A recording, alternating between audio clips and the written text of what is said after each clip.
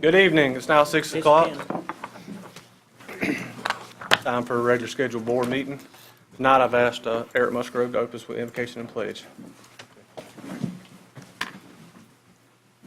Our Father in heaven, we come to you today to thank you for all the wonderful blessings of life you so richly bestowed upon us. We thank you for this time that we have to come together as citizens of this county and this state and this great nation to conduct the business of this county. Pray we'll watch over the commissioners as they make those choices, which will bring honor and glory to you and to the citizens. Pray that you watch over those who are soon to be undergoing bad weather with the tropical storm that is approaching. Watch over them. Be also with the first responders. Pray that you will watch over them and care for them as they conduct their business, and be with the men and women of the military. Return them safely once their missions are accomplished. We ask all these things in your Son's name. Amen. Amen. I pledge allegiance to the flag of the United States of America and to the republic for which it stands, one nation, under God, indivisible, with liberty and justice for all.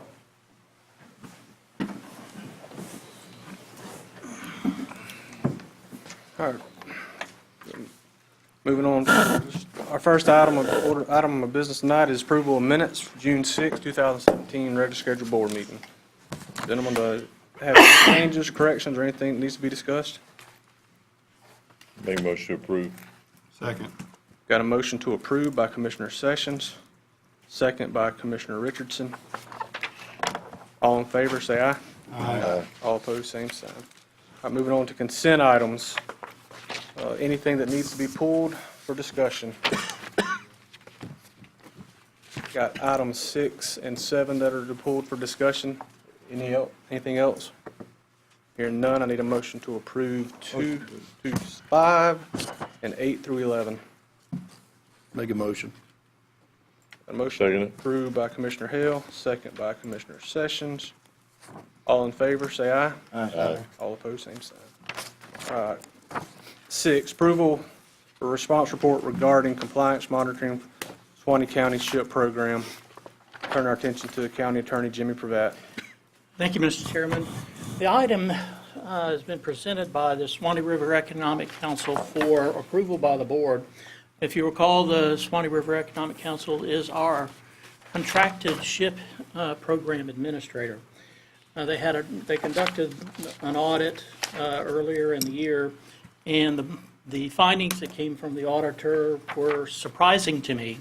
The item itself, though, is to what the county's responses are to the various items, and then have a cover letter to send to them.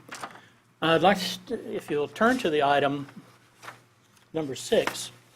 Basically what it is, it's an audit of the year 2013 and 14.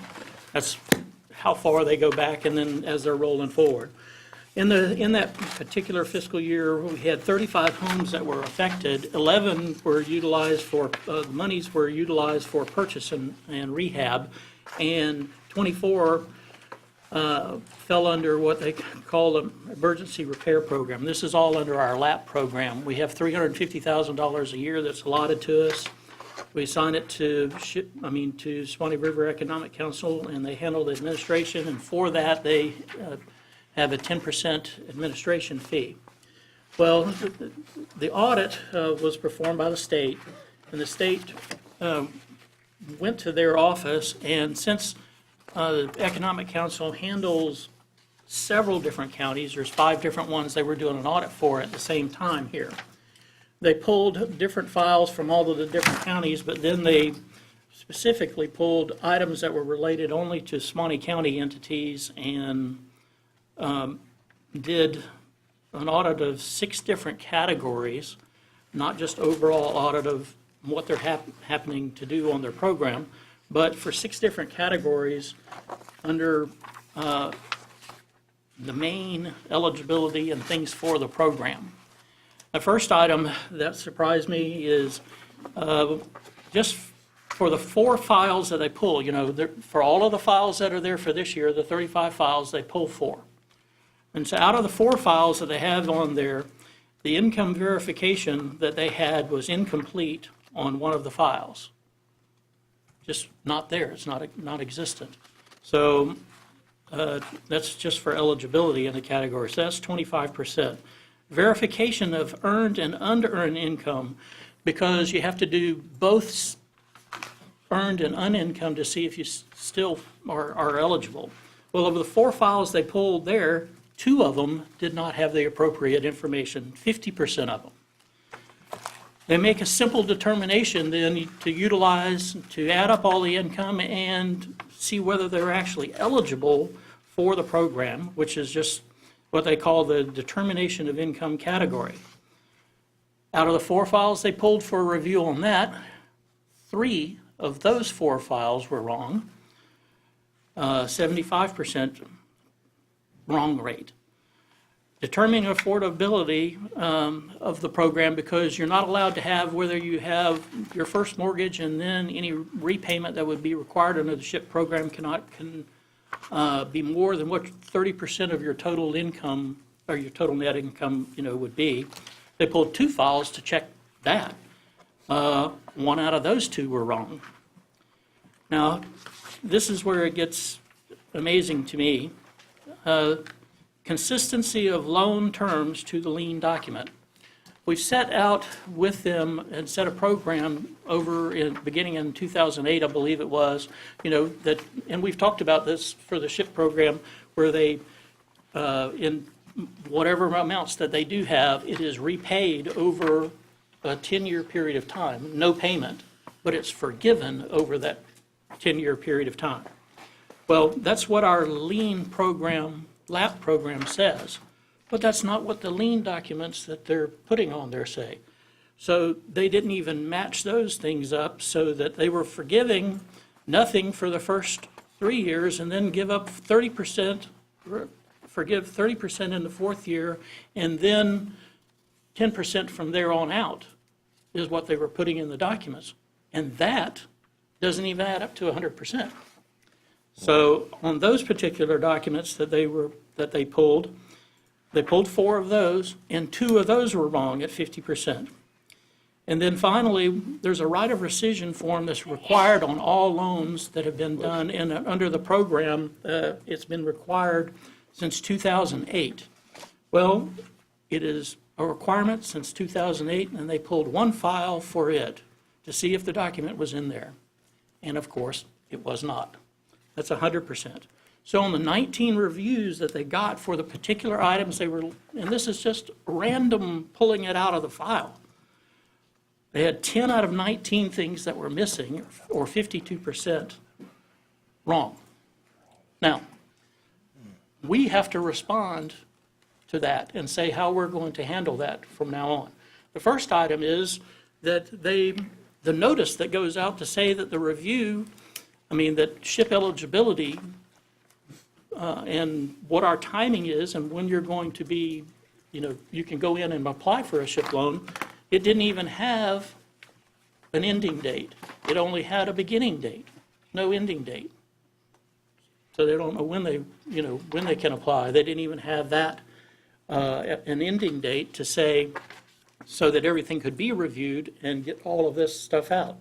There are a couple of other little things, like that, including that you have to have a description of what the entity is that does our administration. And they have to fill out that form and stick it in with each one, and they didn't do that on any of them. So I'm dismayed with the service that we're getting here.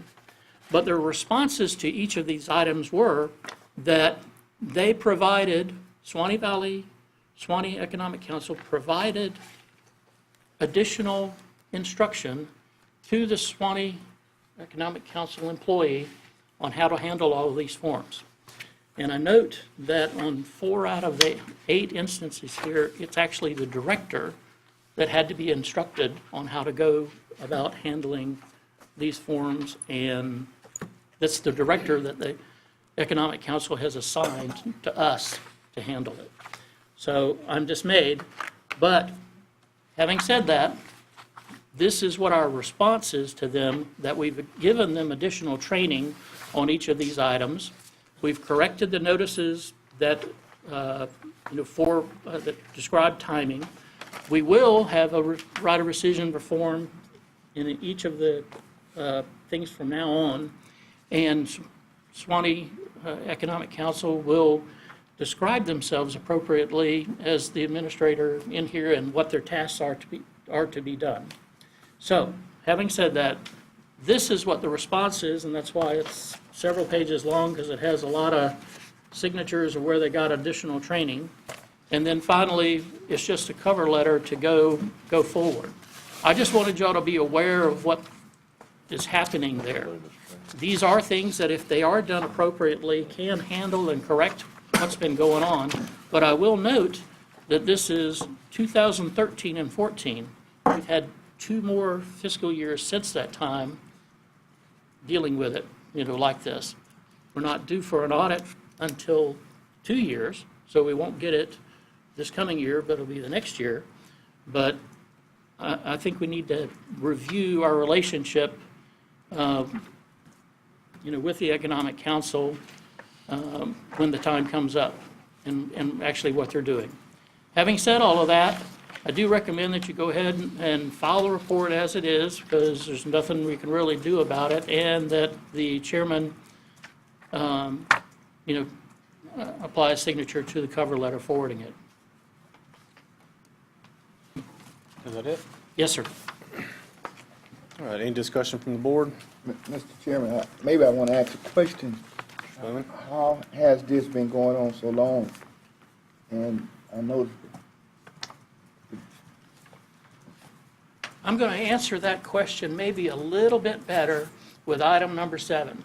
I mean, it appears to me, from the audit, that just for this particular year, they're not doing their job. But I have also an item number 7 that also involves the Economic Council that I would like to address, and maybe I can answer your question on that item. Anyone else? Do I have a motion to approve? So moved. Got a motion to approve by Commissioner Richardson, Second. second by Commissioner Hill. All in favor, say aye. all right, All right, moving on to number 7.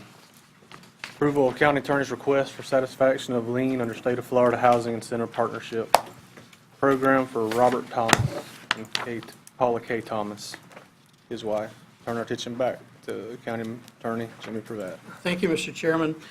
I've been up here several times over the last several months with a similar release and satisfactions of lien.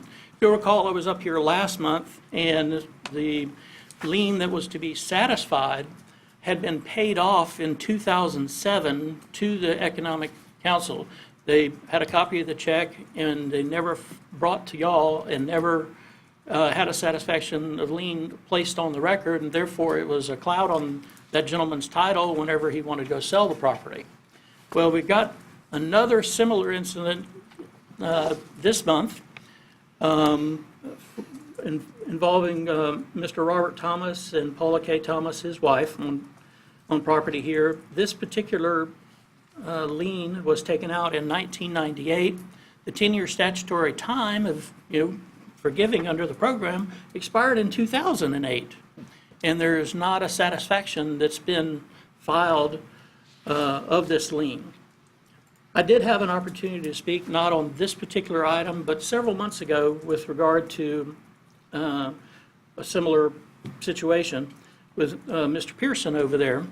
And the problem with the type of lien and what they're doing here is it has requirements, although it forgives it over a period of time, it has various requirements in there that you have to have it as your personal residence and maintain it as your personal residence, for each of the years that it's going to be forgiven. You cannot transfer any interest in the property, or that makes it become due, and whatever's remaining on there has to be paid off.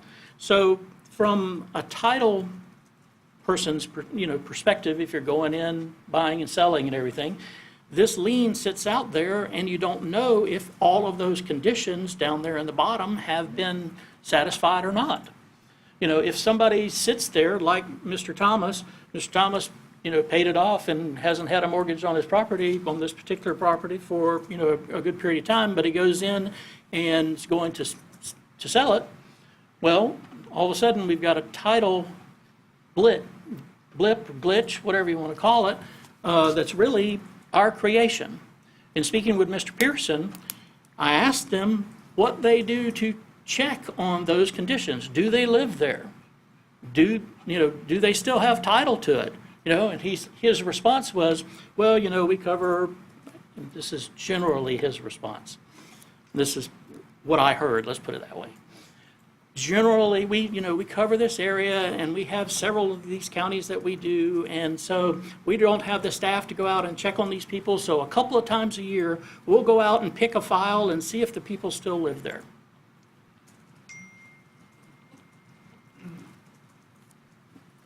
That's it. I don't get it. This is what we're paying them to do, and for the administration of these things. If they're going to be having this program where you have conditions that have to be met annually to be able to forgive all of those things need to be documented, going all the way down. And we're not getting that.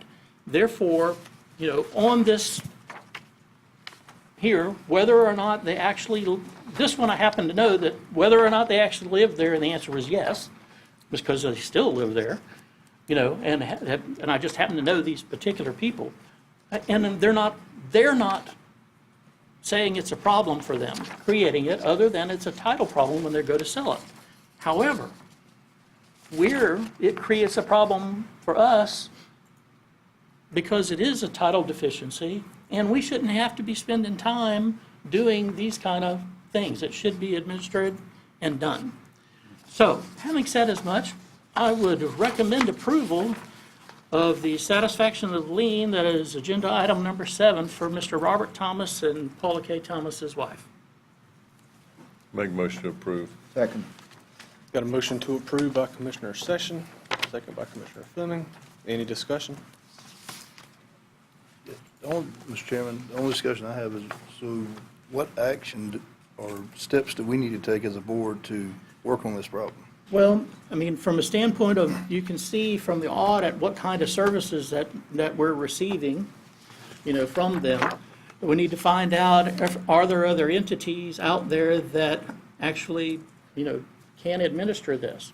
It's not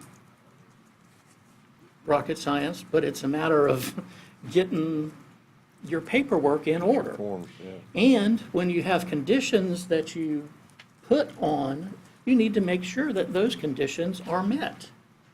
And that's, pretty simple. It's $350,000 a year of the taxpayers' money that's going out there to assist the low-income housing, but we want it done right. And we want, according to this, 50% of them not even sure whether they were eligible or not. 50% weren't, didn't have, could even verify their income, and 75% of them put them in the wrong category for what program that they were even eligible for. The word is accountability, Yes, is sir. what we're looking for. Okay. Yes, sir. Mr. Hancock? I think we need to decide. I'll vote. I just, this, Bo Hancock, 6135 Wiggins Road. As a taxpayer, this is disturbing. Y'all hit the nail on the head. It's management. And very poor management, which ultimately falls back to the accountability part. As a county commission, y'all are ultimately responsible for correcting this. And you're approving both of these on advice of council, don't have a problem with that. I think you need to get this in hand now. This is from 13 and 14. And, something's wrong over there. I don't know what the funding source is for this. Management evidently over there is not doing their job at all in any shape, form, or fashion. And I don't know how much we're paying them, but you ought to Dr. Dadgum pay. We're paying them 10%. 10% of the monies that they administer. But something's wrong over there, and you need to get a handle on it before, it gets too much later. You're getting ready to go into budget workshops. think you need to have a meeting with them before you all have your first budget workshop. Because you may be getting some, maybe 10% of the money back, or keeping 10% of it. So somebody over there needs to get fired. Thank you. Thanks, sir. Anyone else comments? Hearing none, I got a motion to approve by Commissioner Session, second by Commissioner Fleming. All in favor, say aye. Aye. All opposed, same sign.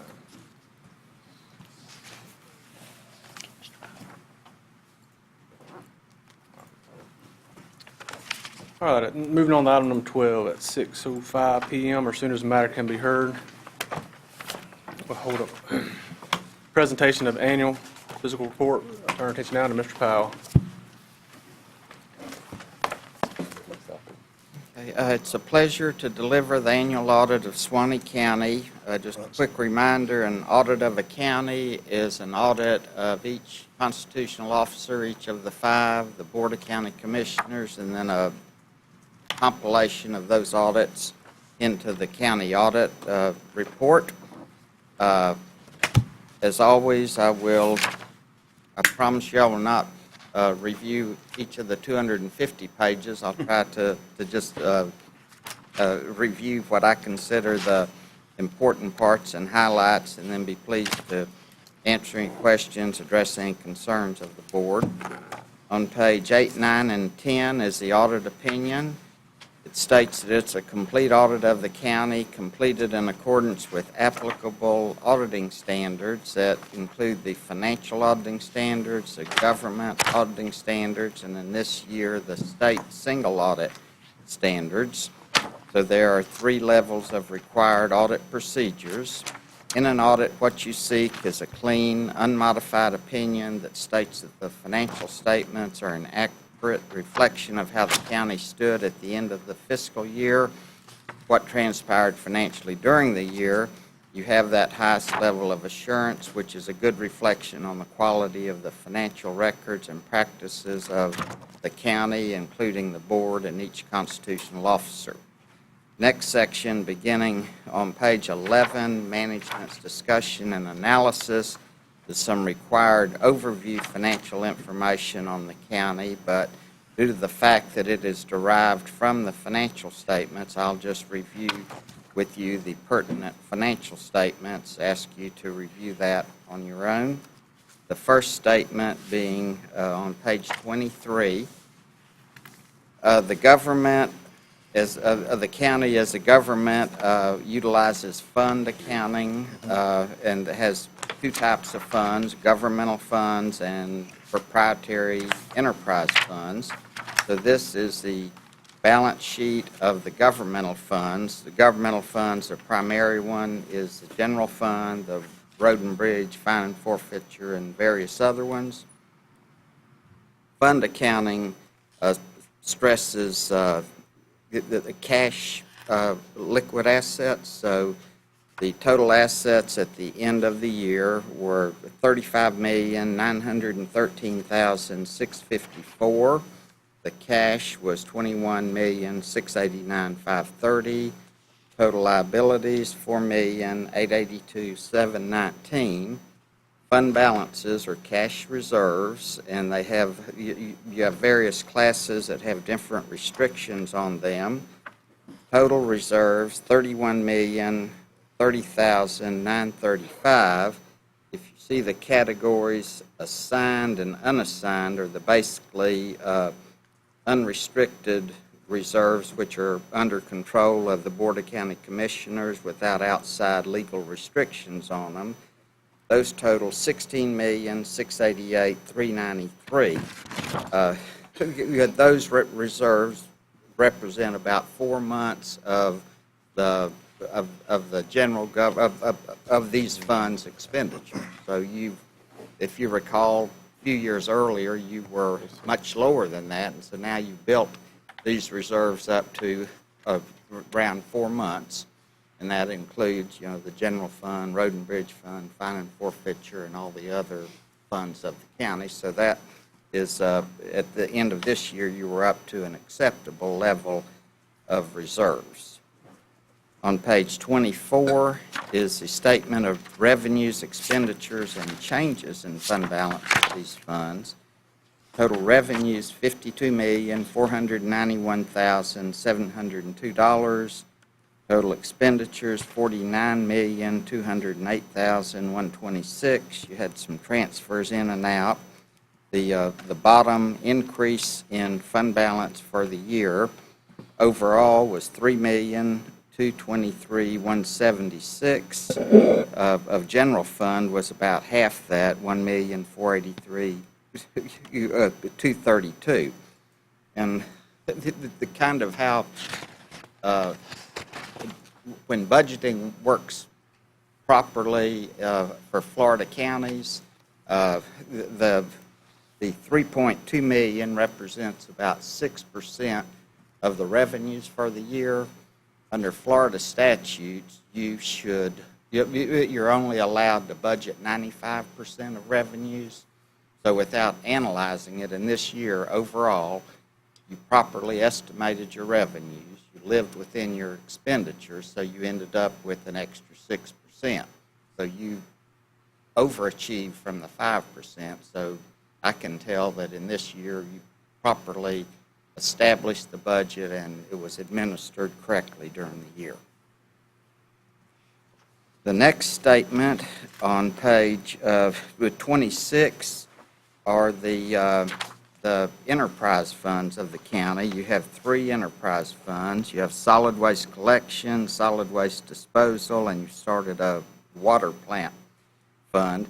Enterprise funds operate under business accounting principles.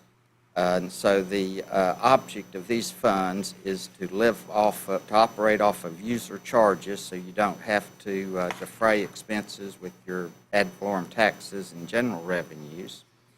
So on the first page is a balance sheet. It's called a statement of net position. The total assets, $6,379,754. The total liabilities on the next page, $3,505,814. The net position, your net worth.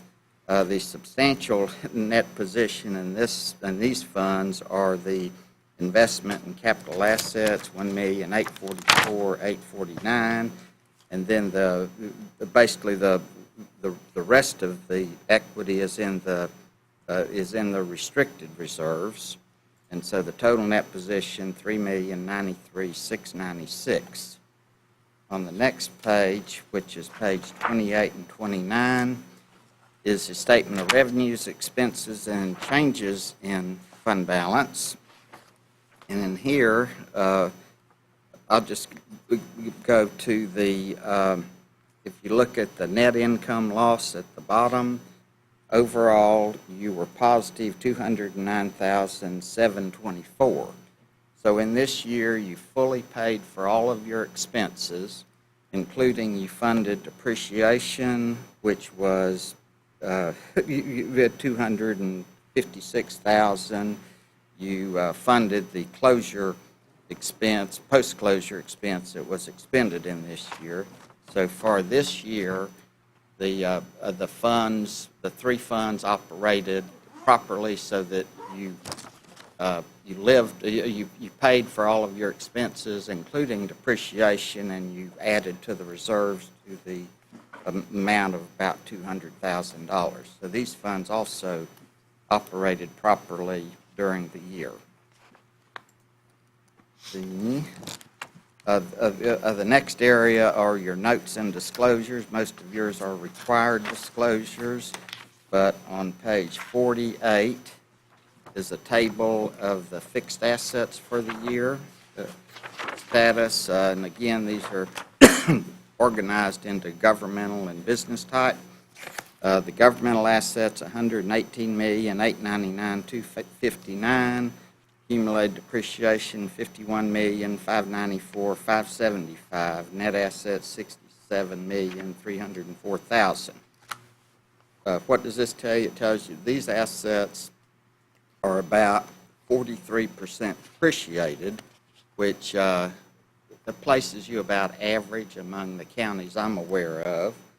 And so these assets are about average, but it also tells you that you have 51 million in accumulated depreciation that is not funded, but no counties have funded that, but it just is always a reason to continue to build reserves. Business type activities, assets 8,242,159, accumulated depreciation 6.4 million, net assets 1,844,849. That these assets are 78% depreciated, but in Suwannee County, that's kind of a reflection that you're getting out of the landfill business, and so it's reasonable that those assets are, beginning to be fully depreciated. The next information on page 52, 53 is the debt of the county, again, governmental and long-term. In the governmental debt, you have one small loan with First Federal that's forgiven at the rate of $10,000 a year. This year, it was $20,000 owed, and so it'll be zeroed out in 2 years, probably one more.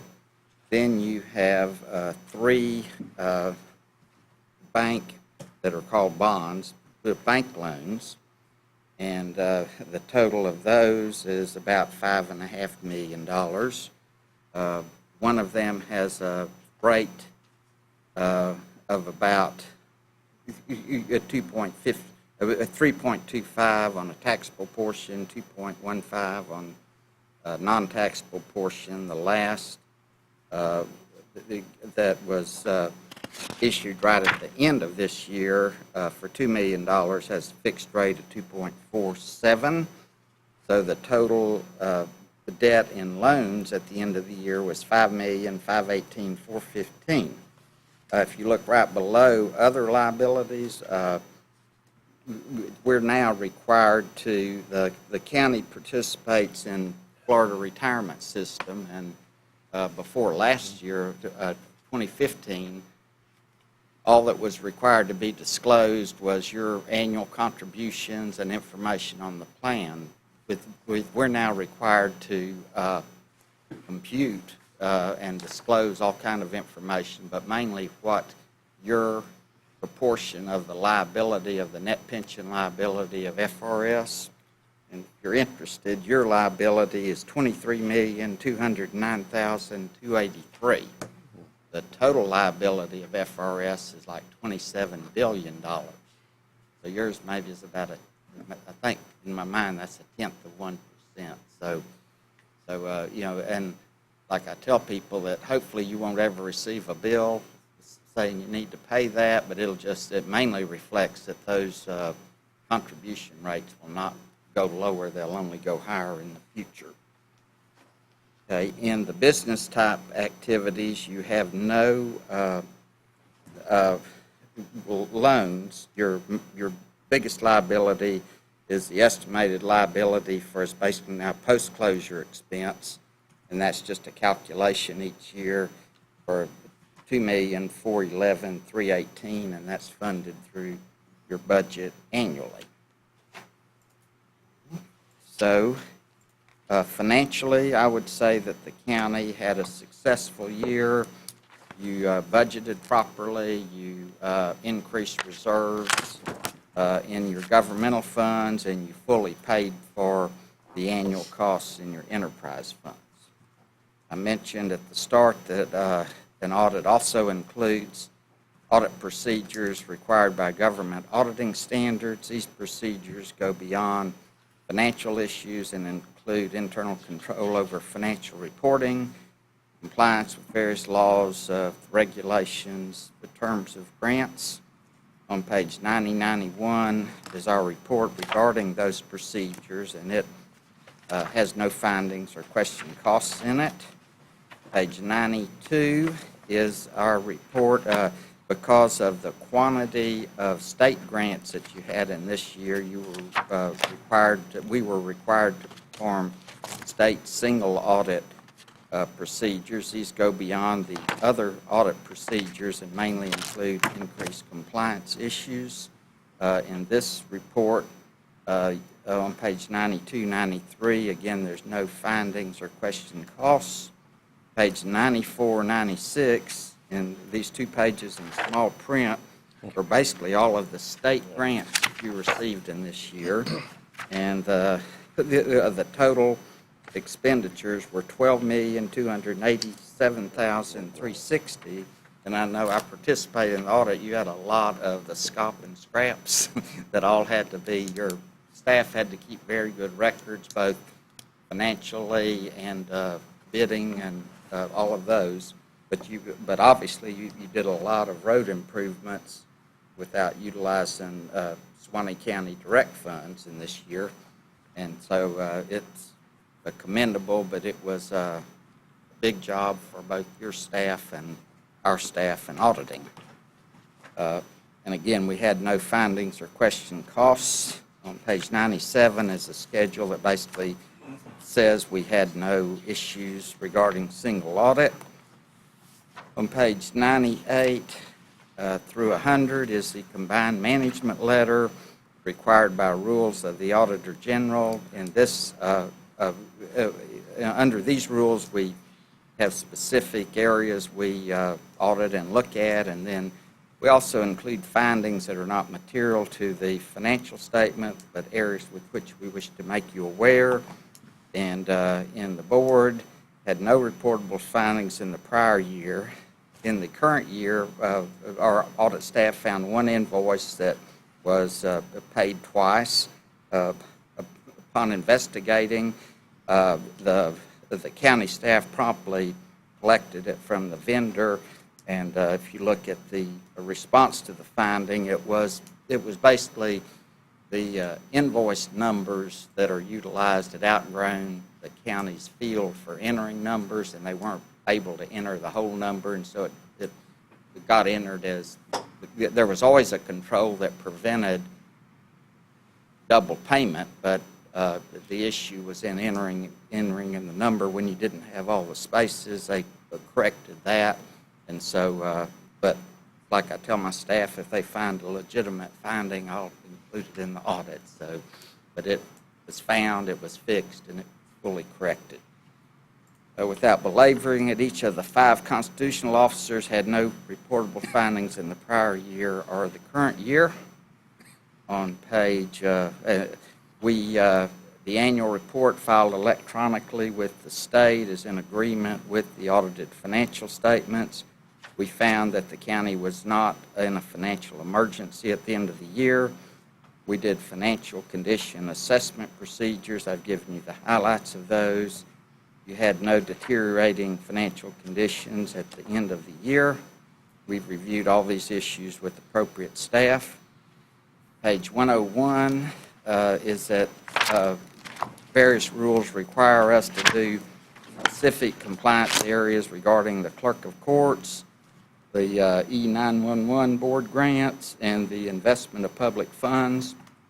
We did those procedures and have had no findings regarding them. So, as I said, we have reviewed this with appropriate staff. So I'd be pleased to answer any questions of the board. Board have any questions for Mr. Powell? No. I don't have any either. We thank you, sir. Good. Okay. And always, it's a pleasure working with Suwannee County, and we look forward to working with you. Thank you very much. Mr. Chairman, Yes, sir. can I make a comment? Go right ahead. I spoke to Mr. Powell earlier, but I want to say this publicly. It's certainly been a pleasure to work with Mr. Powell and his staff. I know that finance and our staff routinely makes a phone call to ask a question and obtain some guidance before we do certain things or make recommendations back to the board even. And he's always been accessible. His staff is always very helpful if we have a question, and it's certainly been a pleasure, and we appreciate it immensely. I mean, his staff is a part of our team, and that's why we have the success that we have. I also want to say that our staff works really hard. Probably most of you have heard us complain about these new lap certification programs and all these other classes that we have to go through. Not only us, but some of the engineers attend those classes too. All of these are classes that tell us how federal and state government wants us to fill out forms and follow marching orders when we're trying to obtain these grants, and then reporting back on the way that we spent the money and making a request for reimbursement. And it's important that all of us work well together. Every department head that you see here tonight has participated in some fashion in requesting funding from an outside agency, because that's what's required in order for us to try to do the things in this county that all of us want to see done, recognizing that we don't have the funding locally to do that.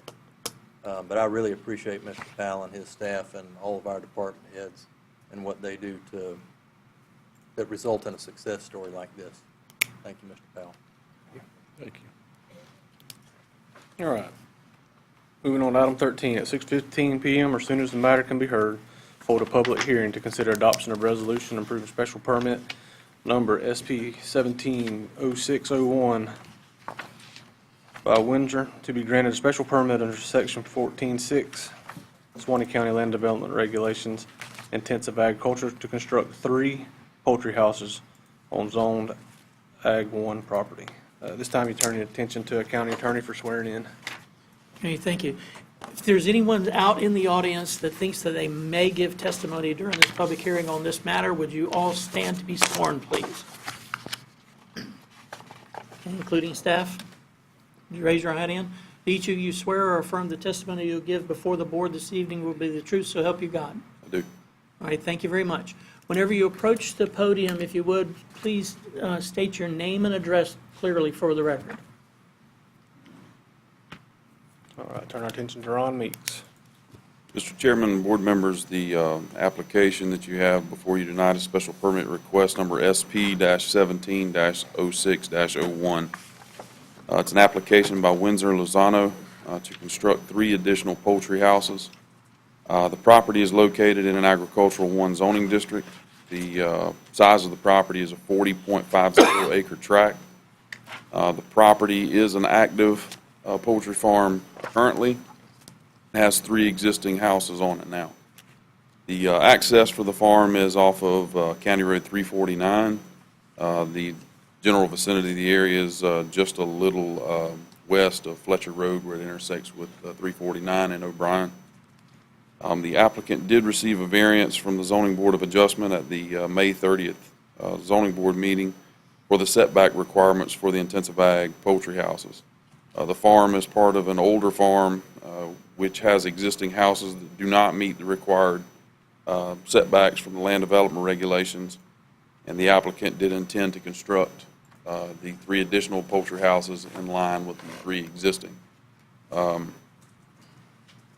I do commend Mr. Lozano and the work that he did with his site plan. I think if the board takes a look at that, it's fairly self-explanatory, and he did a pretty good job in preparing that, showing the existing property as it sits with the 3 poultry houses, the homes that are located on the property, as well as a proposed map that shows the proposed locations for the 3 poultry houses that's part of this request.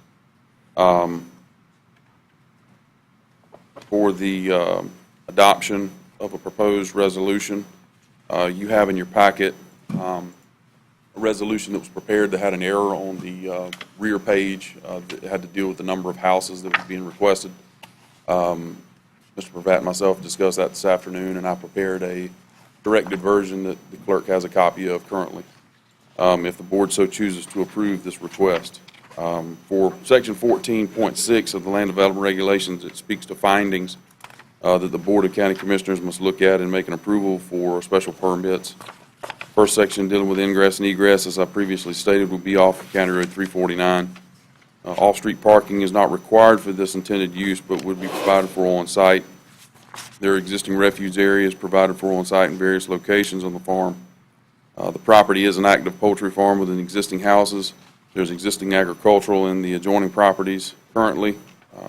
They possibly would require additional electrical permits if the new construction of the houses cannot be supported by the existing electrical services on site. There are no buffer areas required in this district. However, there are some existing trees that border the adjoining properties that can provide a natural buffer to the boundary. The property has an existing sign at the entrance with the name of the farm on it.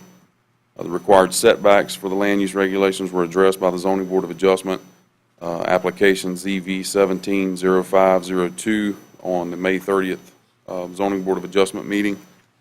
Comprehensive plan does allow for intensive ag in the agricultural zoning districts by special permit. The existing land use pattern is agricultural. There's other agricultural uses existing in the area. No impact upon schools, utilities, and streets. No impact upon the neighborhood. The established land use pattern is agricultural. No impact upon the living conditions in the area. No impact upon traffic, drainage, or air or light. No known impact upon property values in the area, and does not have impact that would be adverse to the future development of the property.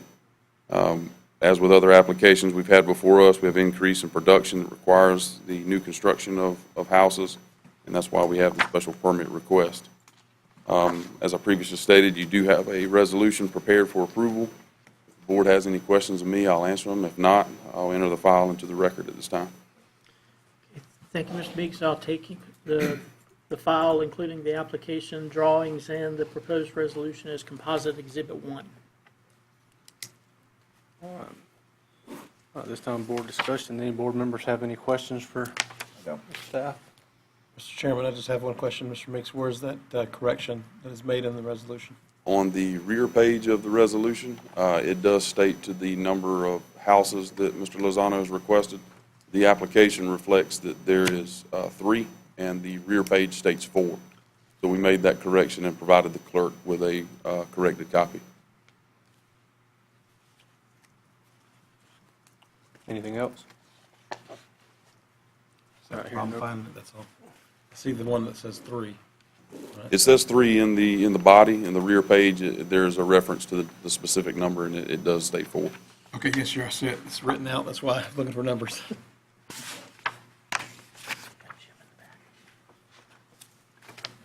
All right, this time we'll open the floor up to public comments. Can you come to the podium?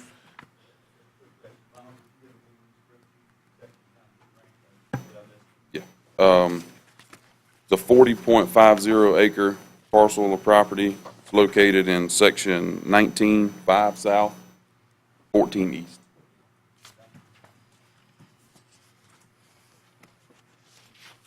Anyone for public comment? Seeing none, at this time we'll close public comment. Any further discussion by the board? What's the wishes of the board? Mr. Chairman, I move that we approve the resolution with the correction the clerk has. Motion to approve by Commissioner Richardson, Second. second by Commissioner Hale. All in favor, say aye. Aye. Passes 5-0. At this time, we'll close public hearing. Thank you, Mr. Meeks. Thank you.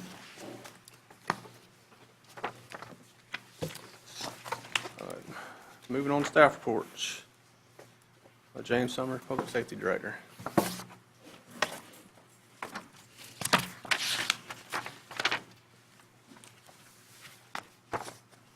Good evening, Commissioners, Chairman. Have very little for you this evening, since we've been going through the budget process and getting ready for budget workshops. I'm sure all county staff has been busy getting those things ready for finance. So we got through the burn ban, obviously. Now we need to issue inflatable boats, I think, is probably the next discussion we're going to need before it's over with. But we do have some weather, coming to us. I think we're going to look at some rain for the next 10 to 12 days. So our call load's slightly up right now. Holiday travel, interstates, people moving around. So call load on the interstates, things like that are slightly up. The unit that we kind of relocated for 12-hour shifts at the train depot, average response time, still 3 to 4 minutes on average response time to anywhere in the city. We've kind of looked at locations for stations, if that becomes a consideration in the future, and we've kind of identified somewhere around the I-10 129, like we said before, probably somewhere around the Babcock Building location, somewhere in that location, that corridor, would reach us 5 miles to the county line, and be a good response zone for the citizens in that area. So as far as that, that's all I really have. Did any commissioners have any concerns or comments? No, the only question I had for you answered. I was going to ask about the ambulance north of the tracks, but. Yes, sir.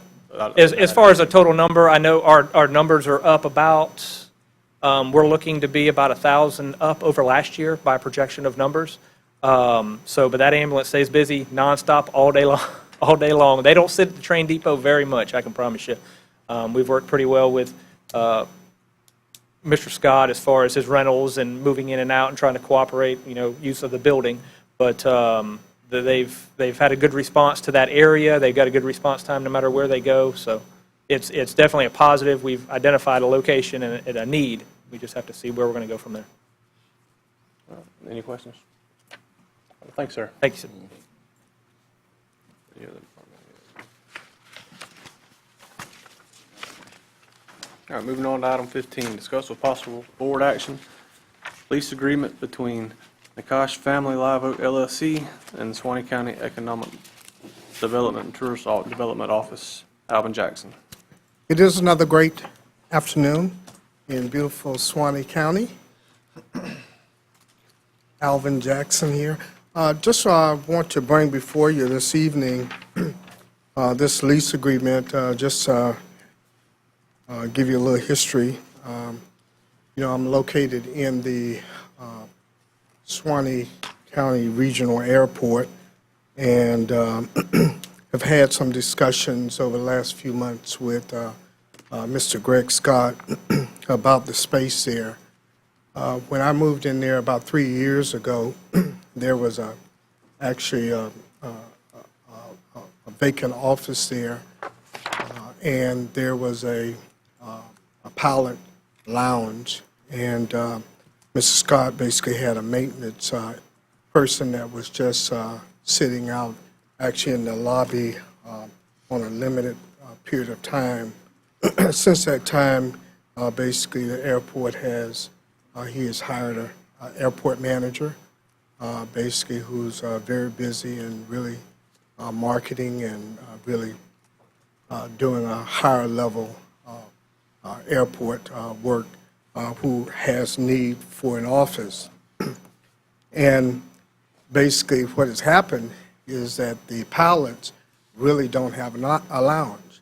And in my previous life, when I was responsible for 10 pilots in the aviation of South Florida Water Management District, I clearly understand the importance of pilots flying into a place and needing a lounge.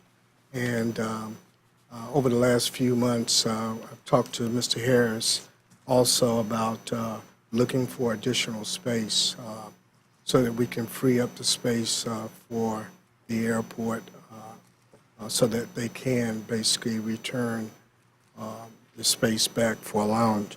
And so what I've done is I've identified a space, actually 2 offices, one about 12 by 15 and one that's a little smaller, right next to each other at the Ameris Bank building on the 2nd floor, there to relocate the Economic Development Office and the Tourist Development Office. Have not put this on the agenda for the TDC yet. The meeting will be Tuesday. And so tonight we're bringing before you a lease. The attorney and myself are still working with the parties on the language and some of the particulars in the lease. But you can see that the cost of the lease is minimum. Pretty much we are looking to do a win-win. It's going to be a good thing for me to be there for the owners, good presence for economic development, and it puts us in a good location. From an economic development standpoint, we desire not to be in a pure central government site, but we like to be in a site where business leaders and CEOs and prospects feel comfortable in coming into a building. So, any questions?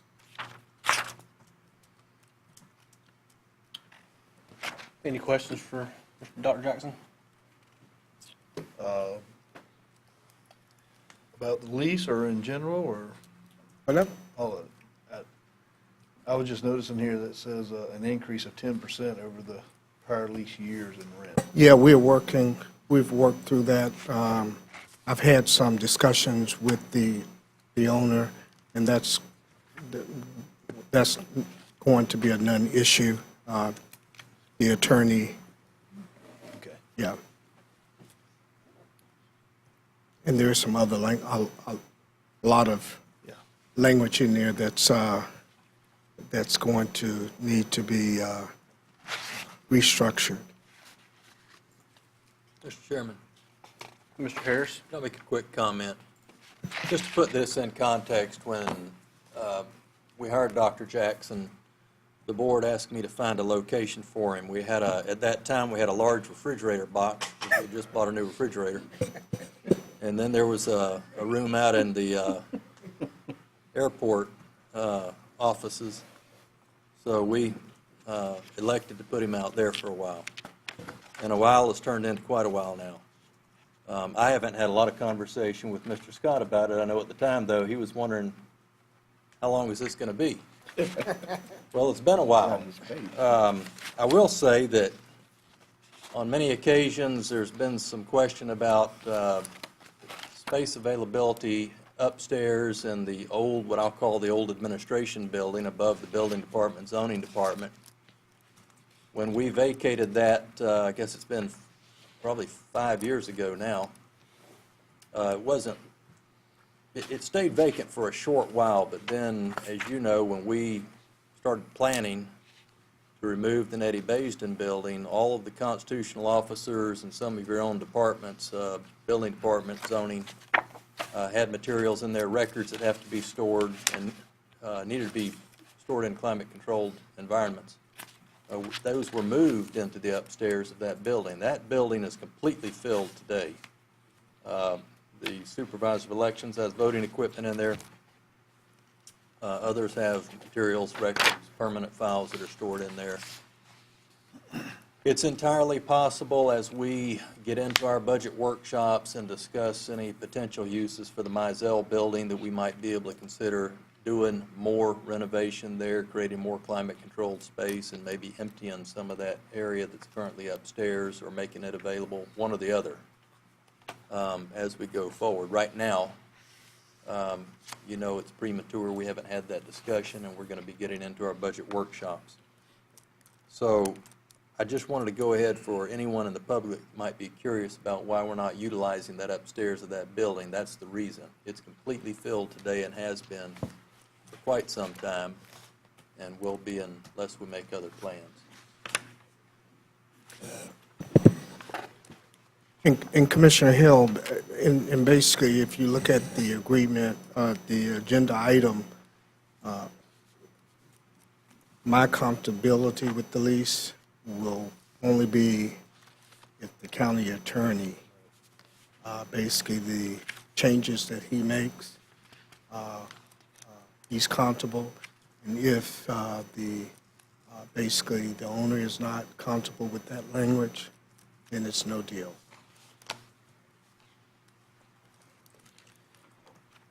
Mr. Chairman. Who was that? Commissioner. Me? Yes, sir. Either one. I just heard somebody say, Mr. Chairman, I didn't hear who it was. I'm wondering, is it going to take 5 years, 5-year lease to decide on whether or not we have other space available for potential of him utilizing in the future? Otherwise, looks like we're on the hook for this if they keep the 5-year lease for 5 years. Is that correct? No? That was actually a comment that Mr. McFadden made earlier regarding an exit provision in the lease. Correct. Dr. Jackson is being very conservative in his comments. I'll just go ahead and let it out of the bag. The county attorney has probably 15 questions on there. Correct. Regarding the lease that he would like to see clarified and changed, not the least of which is an exit provision for the county. Correct. And he spoke specifically to this issue of, Right. you know, we don't need to be locked into a 5-year lease. I think everyone recognizes that, and no, it wouldn't take us 5 years to make other space available if the board chose to do so. In fact, we could have space available in probably a year if the Correct. board chose to do so, but that's one of the many things that Mr. Pravat had listed in his comments regarding the lease, extension lease.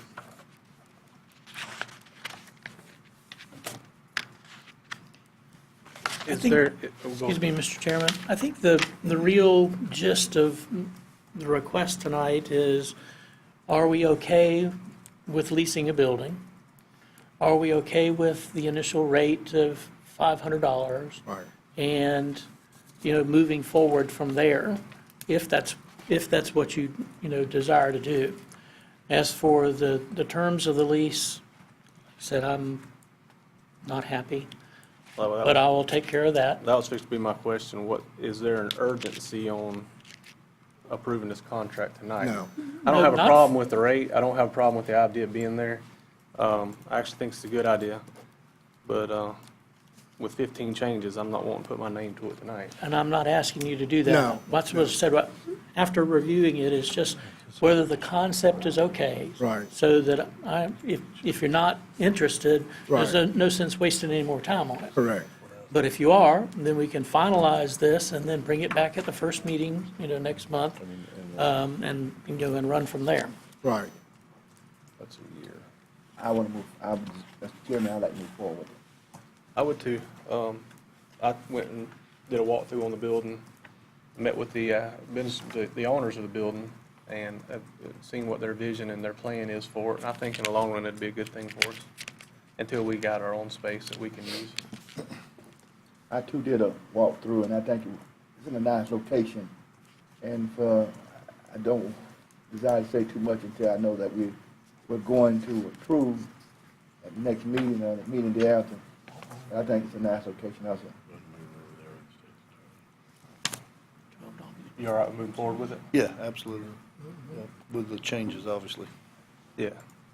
I don't think we need to vote on it. I think we're okay if y'all can get those changes to us by the next board meeting. We'll be glad to look at it then. Yes, sir.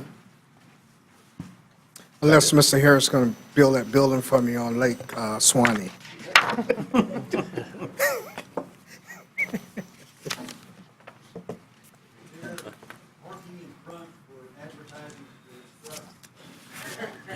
We're gonna work that into the contract. All right, moving on to item 16, we're gonna set a date and time and location for the budget workshops. Now turn your attention to the County Administrator Randy Harris. Mr. Chairman, Commissioners, it's that time of year again for us to set a date for budget workshops. We're proposing dates. We've checked the availability of the building and other things that we routinely check. The proposed dates are Wednesday, August the 2nd, and Thursday, August the 3rd, starting at 9 o'clock in the Judicial Annex. I don't think I have any issues with those dates. Do any of y'all? I'm That's- good. Well in advance of hunting season. That's what I was looking at. It's not in my calendar, so nothing's happening. Yeah. Everybody good with those dates? Yes, sir. Yes, sir. All right. Set it for August 2nd, August 3rd, 9 a.m., right here.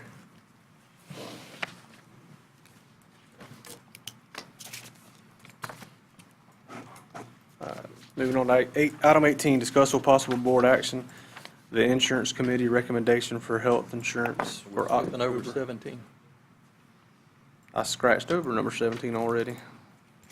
Well, let's go on to the one I just read, 18. Okay. For October 1st, 2017 to September 30th, 2018.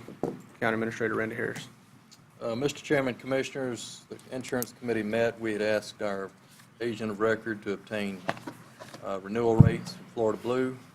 They came back very favorable to the county. This doesn't happen very often, but the rates that came back indicate no increase, so the recommendation of the committee is just go ahead and renew with Florida Blue again for health insurance.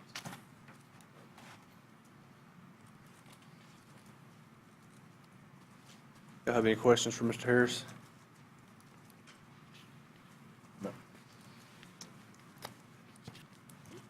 Yes, sir, Mr. Chairman.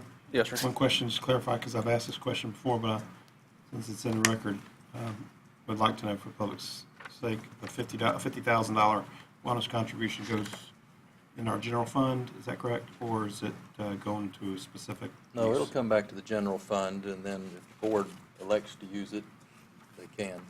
What we've done historically is use that and some other funds that have been offered when we went to bid or asked for proposals to buy down the rate so that we can keep the rate the same and hold the taxpayers harmless until the next year.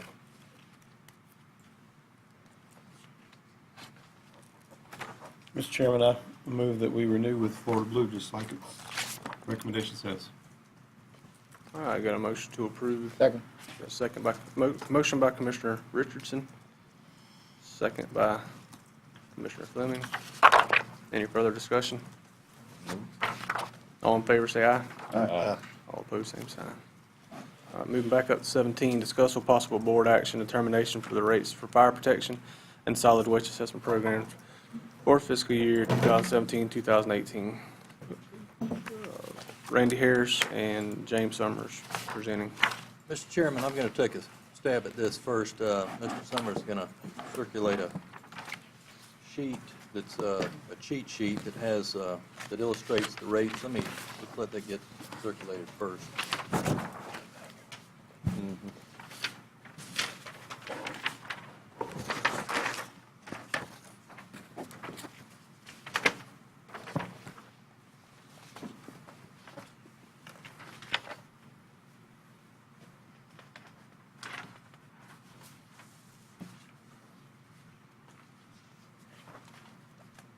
Mr. Chairman, Commissioners, a couple of years ago, we established a maximum rate of $118 for fire assessment. We've been at $100 on your sheet.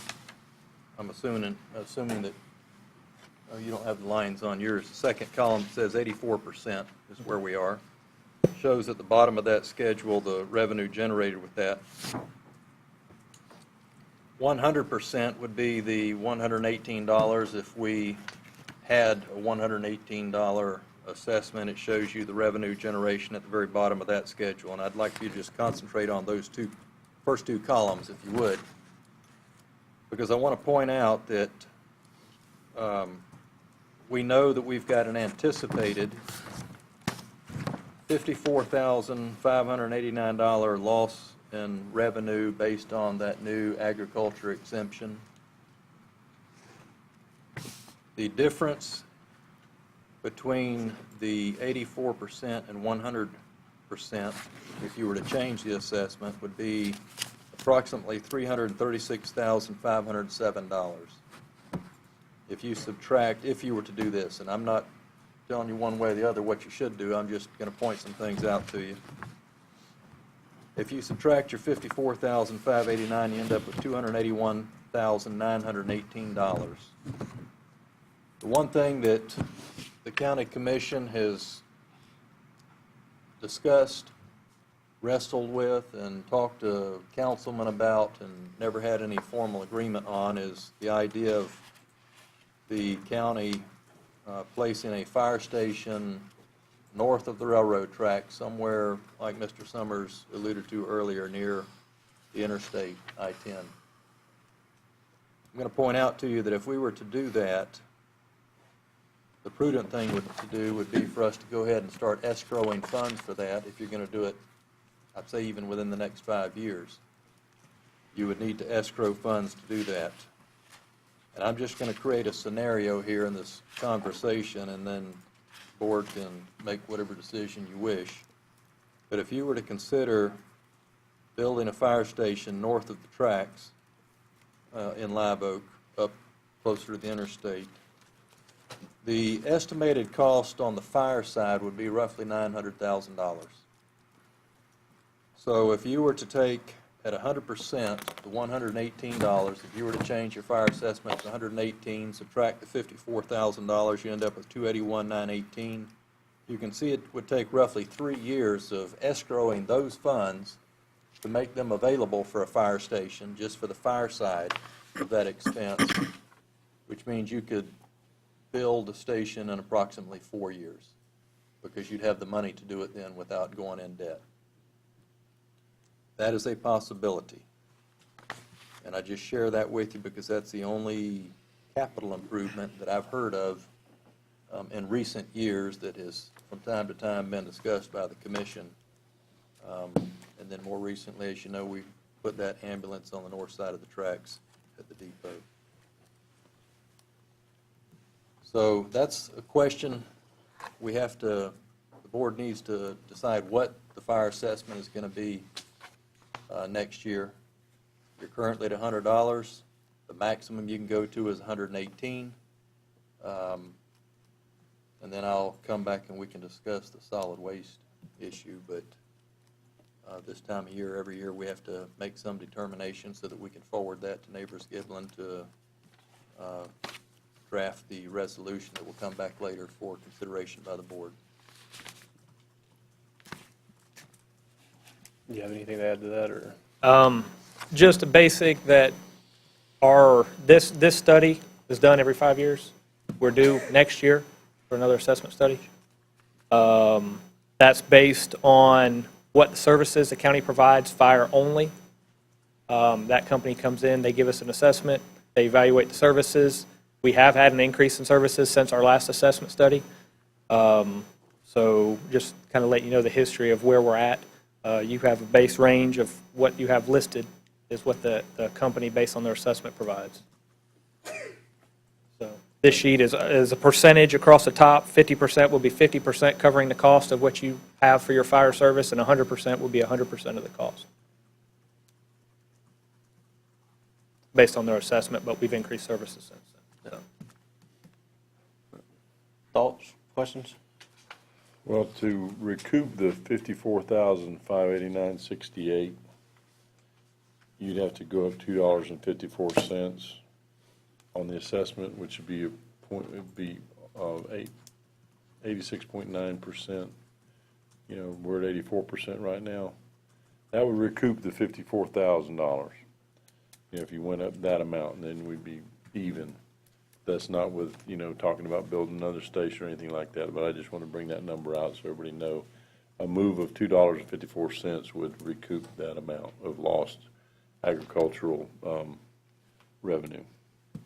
Based on the based on the residential side? Based on what was given here, the loss of agricultural properties, the 3,047 parcels that's coming out of the rolls, that's what you'd have to go up $2.54 for everybody else to recoup that $54,589.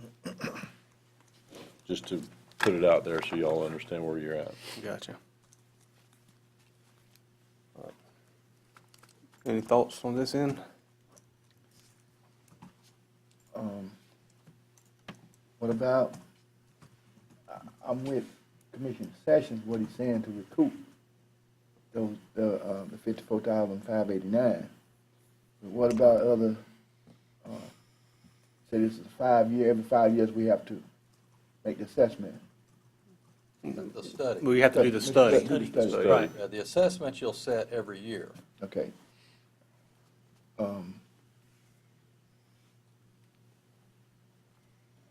I really hate to, you know, impose on the residents, on the constituents, you know, of raising the fees that much, but if something that we got to do, I would like to sit down with you one-on-one and go over this before I really put in more thought in it. You know, both of you and Mr. Harris. So maybe we can discuss this at the budget workshop. You don't No, you have can't. that. You have to have that long. That's right, we gotta. You have the deadline that you have to We set need a little this. workshop ahead of time then. What you set it at now, when you get to budget workshops, you yes, can come put it down, in. you can't go up. Yeah.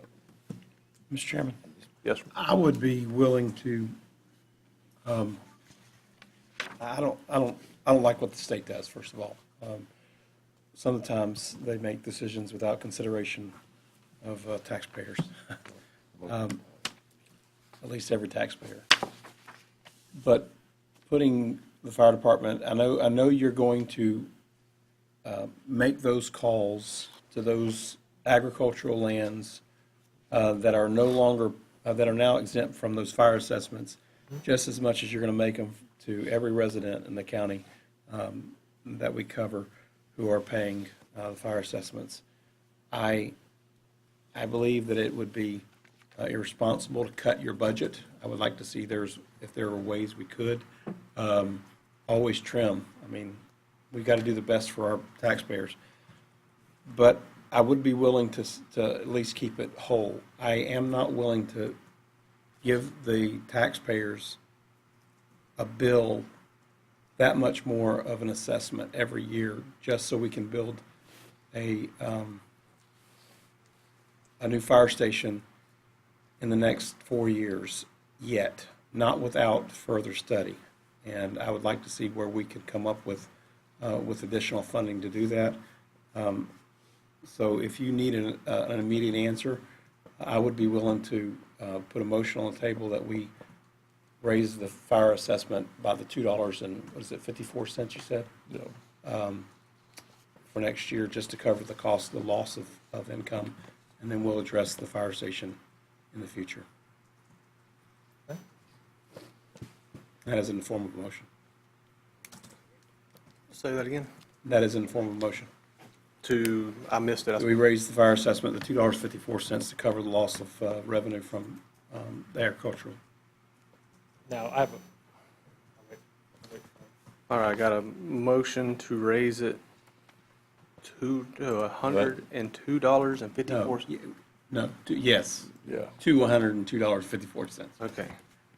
I mean, that's my Sorry. quick figure, and I mean, I think I'm right, but, we want the finance department to look at it, we can, but to make us whole, that's what I figured.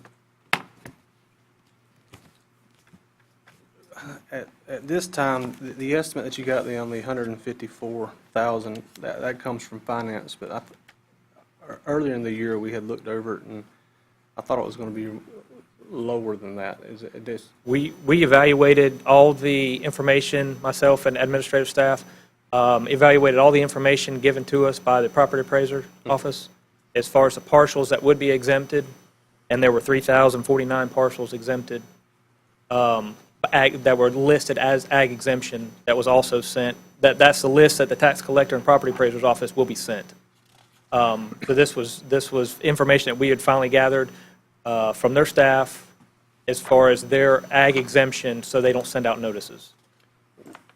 To refresh my memory, it was on the structures on the land, or was it on the land? It was on the land. It was ag exemption on the land by parcel. So, and like I said, we had 3,049 parcels listed on our ag exemption list at $17.91 apiece. I have not had a second on that, no. And also, as we're in discussion, when you make a change on these columns, they have to be percentaged out correctly. So where that, as far as the figures, I'm not disputing the figures at all. I'm just making just a comment that they are projected a percentage across the board on those on the parcels, plus or minus 160, and your non-residential too. So where that would fall, we'd have to crunch Yeah, numbers. the actual, to try to set the dollar amount. Yeah. You've got other. The $2 is going to bring probably more than to Yeah, cover it, because it's gonna be that's something- factored across the residential. If you're, and then you percentage the rest across. I understand that. That's all I want to say.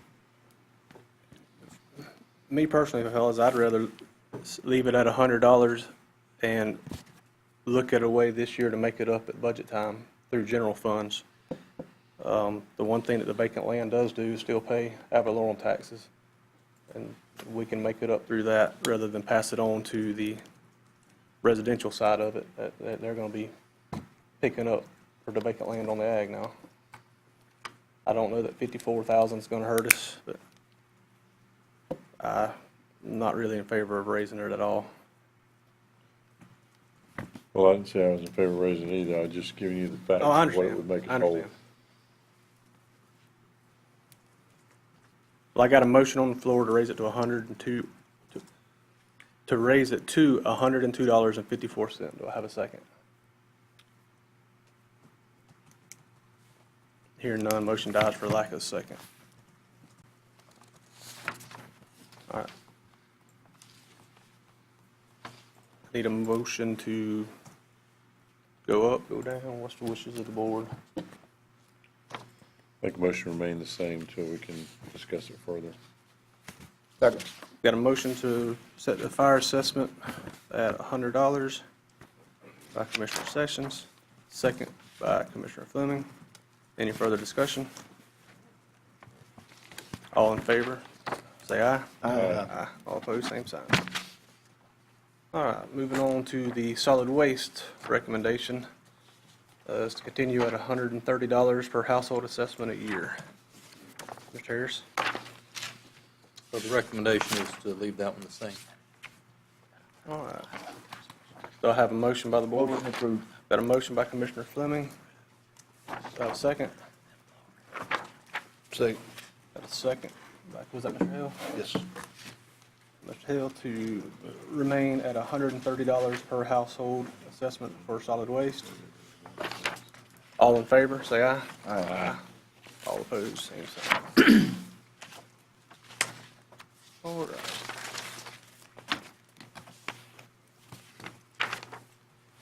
All right, that's done. Let's move on to item 19, discuss with possible board action, maintenance worker position for Public Works, County Administrator Randy Harris. Mr. Chairman, Commissioners, we're working on our budget worksheets right now. But we have a need today. There's an equipment question that's going to be coming back to you soon on a truck. But we have a need to add another maintenance worker. And I'm going to give you an illustration of the potential impacts here. We recently paid a company to lay block at the Mizell building. We're looking at building restrooms at the Douglas Center. We had the bid that came in for the improvements at the courthouse. These were, let me put this in perspective for you. At the courthouse, if you recall, we had an agenda item where we had bid some repairs where the bump outs are on the courthouse that have those bricks on them, those big squares. They're trying to fall off of the building. They've been there a long time. Personally, I think it was a poor design, but I wasn't here at the time to complain. In any event, we've got 4 footings under all of those, then blocked back up to them. You had a low bid that came in here of, I think, $94,000 or $96,000. I suggested at the time that you reject all the bids. I thought it was outrageous. I think there are 24 of those that need to be blocked back up, footings poured. You did reject those. While I was working with our staff and others to build the parking lot behind the courthouse, which we plan to finish if it ever stops raining, we went ahead and poured about 8 of those concrete footings so that I wouldn't have to empty the parking lot again later to get the concrete trucks and pump in there.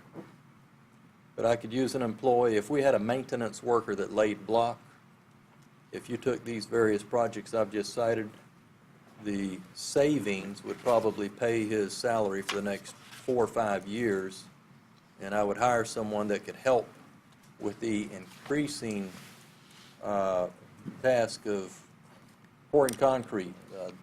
I've got 2 men that do this now. They pour all the concrete on your culvert ends on various road projects and repairs that we do, work on drainage issues, and also take care of all your maintenance and repairs at the collection sites.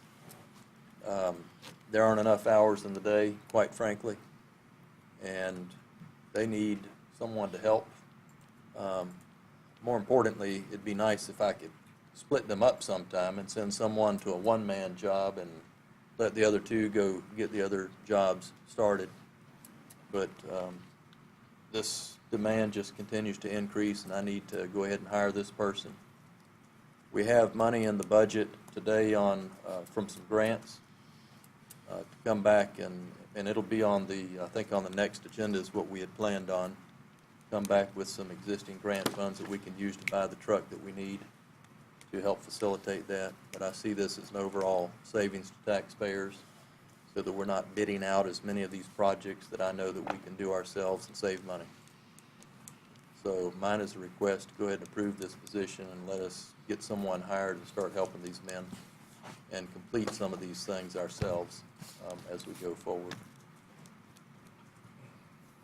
Mr. Chairman? Yes, sir. As long as the money's in the budget, I'm for it. There's plenty of money in this particular budget. Yeah. This would be listed in the budget as we go forward. We'll include this position, but that won't be an issue. I know from some of from the years past, some of the jobs that we've had to bid out or we've had outside contractors do that were masonry related, over those years, it would have equaled up to a pretty substantial savings if we'd had someone that could have performed them. Right. And even moving forward, I mean, those are jobs that are going to keep coming. I don't have an issue with it. I don't. Just one thing, Mr. Chairman. I know obviously you need someone that's experienced to start the project, but the second person, if you was to hire that person, would you entertain maybe one of the graduates from the college out there that's taking the masonry class? I don't plan to hire another one. Oh, okay, I thought it said I'm here. only asking for one. One, okay. I want one that can move very fast. Gotcha. I have two people right now, and let me just, for clarification, we have a department that handles building maintenance, and most of those individuals are working on the courthouse and libraries and other things.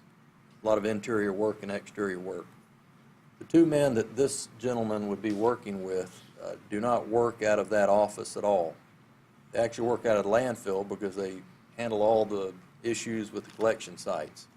In addition to that, we use them on concrete work. If a bridge gets torn up, a culvert bridge that we have to rebuild, we'll handle that with them and our staff from the road department. So we're using our staff from solid waste and from the road department and those joint efforts to save the taxpayers money. But they also pour all of the concrete culvert ends and, different types of things that we have associated with the road department. So this person would work with those two, and they're mostly in some type of field construction on a regular basis. Mr. Chairman. Yes, sir. Mr. Harris, what do you anticipate the hourly, the cost of the budget would be for the new employee, Probably $12 an hour, plus benefits? plus benefits. No-brainer.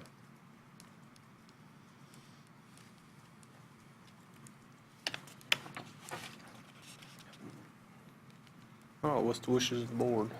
I say motion to approve. Got a motion to approve a new maintenance worker position for Public Works by Commissioner Fleming. I'll second it. Got a second by Commissioner Sessions. Any further discussion?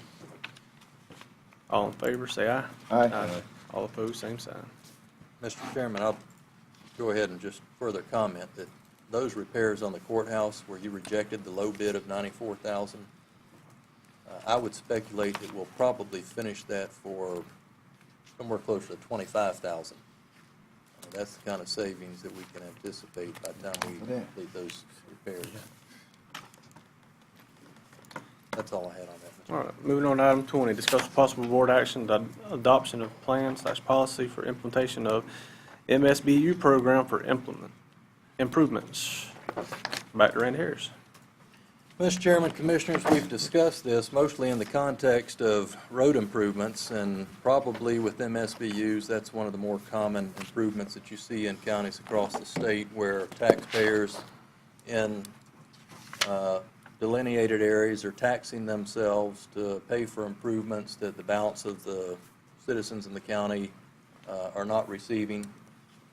In some cases, they pave roads, other cases, they pave sidewalks, maybe put up street lighting, a number of things.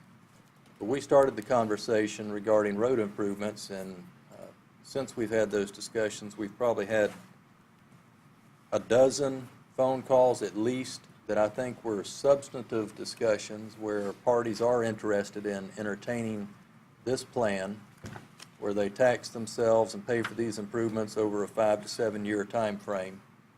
Historically, the local government's participation is to assess the interest of those parties that are involved, try to determine that there's a majority in favor, and then set out to establish some very low interest financing with lenders You would have some bond counsel involved at some point and some thorough evaluation, but then if improvements are made in the case of a road construction project, then those might be billed out over to each property owner over a 5-year to 7-year time frame, and that would be collected with the tax bills. That's a surefire way of collecting. Works extremely well. In any event, the discussion has progressed to the point where now Mr. Pravat and Mr. Massey and myself have worked on some of the more salient issues associated with this, and it's time for the board to participate and decide if you want to take the next step and adopt this as an approach to the plan. Amongst all these points that you see, there's a provision for the interested parties to come in and demonstrate that they've got reasonable support that can be measured. If the board's satisfied that there's satisfactory interest, then you go ahead and approve the next step, which means those parties have to put together the funding necessary for the county to send out a certified mailing petition with an estimate on what the improvements would cost. Let the parties return their responses indicating either support or opposition. The board then evaluates that response and makes a determination on whether or not you want to set a public hearing for all of the parties to come in and communicate their sentiments one way or the other. Usually, you can generate a lot of revenue in those hearings by selling popcorn and other things, because they can be lengthy, especially if you have a lot of opposition. But in any event, finally a decision is made by the Board of County Commissioners. And tremendous improvements have been realized in counties across the state. And I can tell you, and probably perhaps most of you have now spoken to a lot of these parties that are interested here in improving their roadways. It's an excellent opportunity, an excellent program. It's one that we would like the board to consider formalizing so that you can begin entertaining applications. I might, Mr. Chairman? Sure. The only thing that, in going through the process, I think the only thing that Mr. Harris left out was, I'd like to direct your attention to step 4 and the item number 1 under step 4. We actually listed that specifically. I know, That's the one but I that's mean, you important. didn't mention it here, and I Yeah, want to it's make in sure the everybody's cover. mentioned. Because last time we were discussing this, we had various different opinions between the board. Right.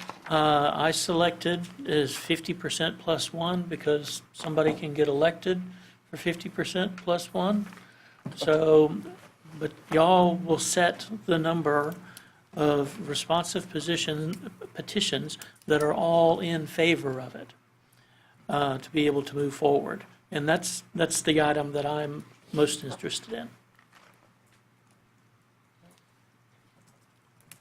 Feedback from the board on we talked pretty lengthy about it last time, about what percentage we wanted to use.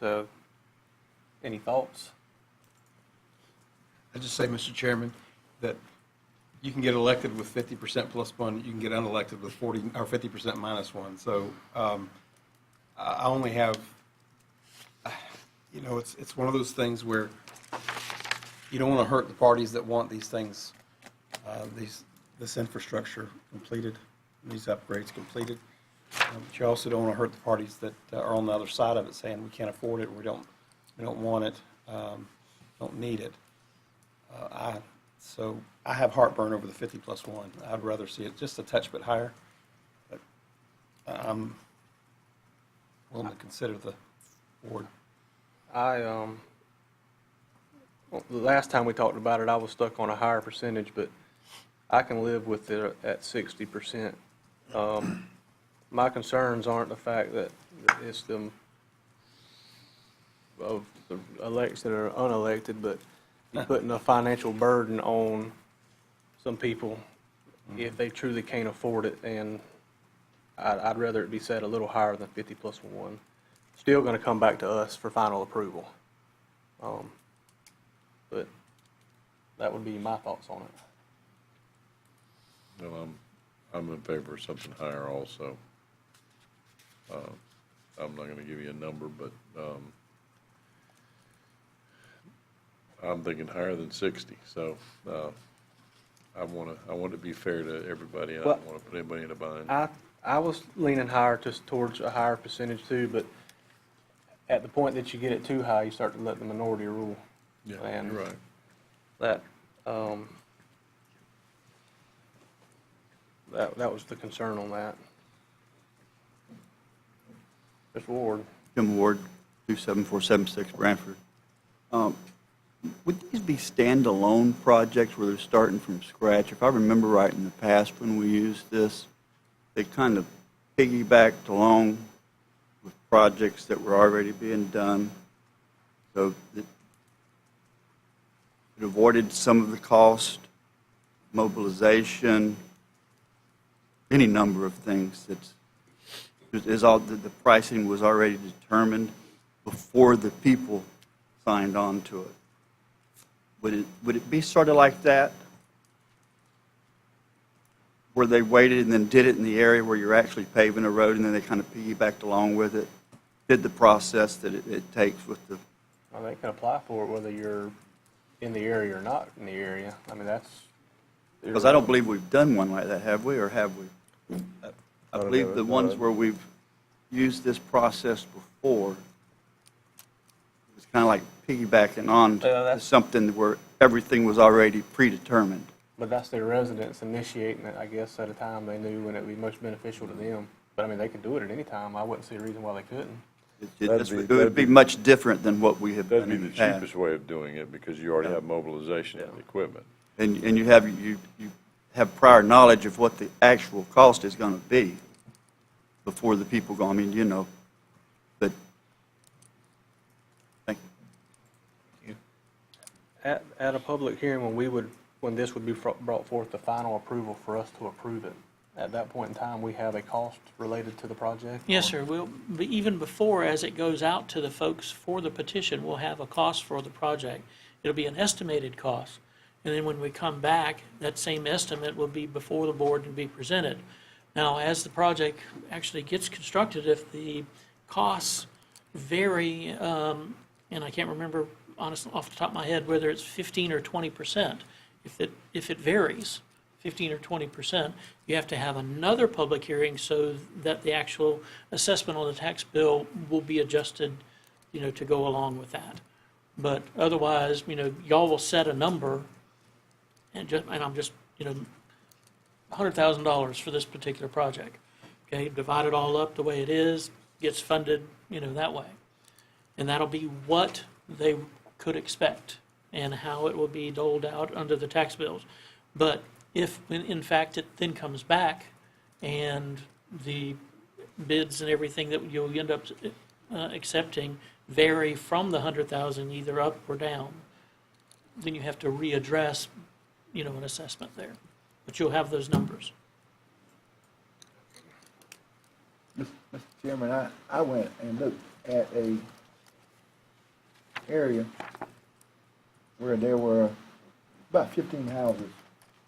And I don't know what would be the determination, the formula that Mr. Bavad is talking about. But also I was thinking about, all across the county, people complain about dust and lime rock and dirty roads, and they want their roads paved. And I don't want to throw a monkey wrench into a good situation, and I think it's a good idea. But what if they were less than the 15, like maybe five people, and they wanted their road paved, and it's a half a mile or 3/4 of a mile? What will be the determination?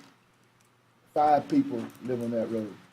It could be as little as one person, couldn't it? Well, One person. the way we've put it in here, if there are 15 people on the road, 10% of those people would have to show initial interest, so 2 people would have to come and file a petition for us to even start looking at it. And if then we'd look at it, determine what the costs are going to be, send the letters out to the other owners that are all around there. If whatever percentage you come back, if at 50% plus one, it'd be 8 people on your 15 people. If 8 people didn't respond positively that they wanted this project, it would just go away. I mean, we would not bring it back to the board for consideration. And I know probably 15 years ago it happened, situation happened, where some of the residents didn't want the road paved, but now they're very pleased with the road. It's a very nice road, and it's paved, and sometimes, you know, where they don't respond, but later after the road is paved, and they might like it. It always happens like that. Mr. Chairman, question, clarification. We talked about this before, about the landowners who would be responsible, who would be part of that total number. If we have, first of all, if we have a person who has land that adjoins the road but does not provide access from that road, they don't get access at all, and it just happens to be that road that they're looking at paving, would they be responsible to pay any portion or to be required to pay any portion of some SBU? Yes, sir, they would. They would? Yes, sir, they would. The way the process has been set up in the past has been that it is a 50-50 determination between the number of parcel owners, however many owners that there are along there of parcels, and then 50% measured by footage.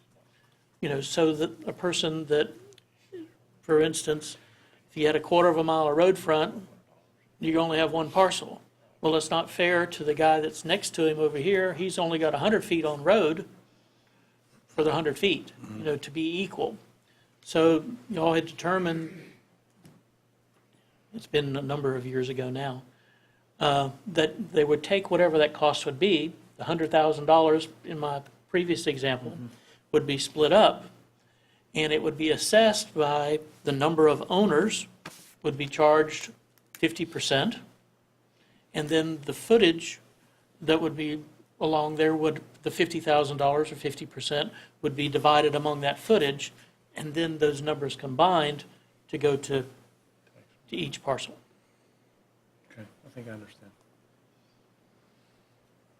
Well, I have at least one I know right off the bat that's been begging me for this process. So ever since we talked about it before, and maybe to the point where Majority side or minority side on that vote?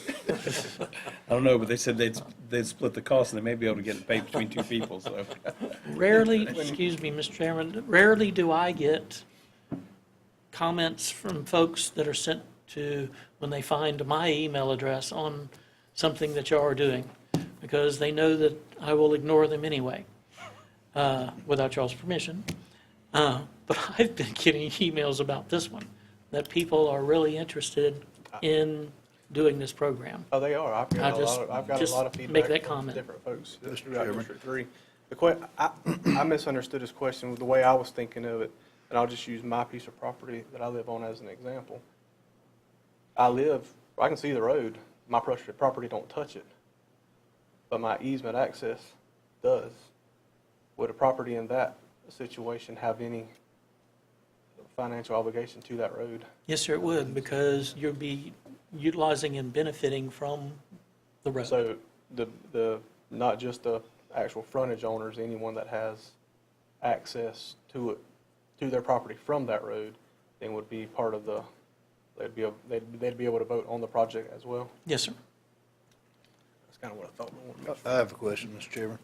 The terms, what's the terms and how is that set and who determines that and how long the people have to pay that That's a off? function of just having conversations with lenders and deciding how we're going to entertain proposals from lenders and talking to bond counsel as well. Okay. But typically, it's going to be 5 to 7 years.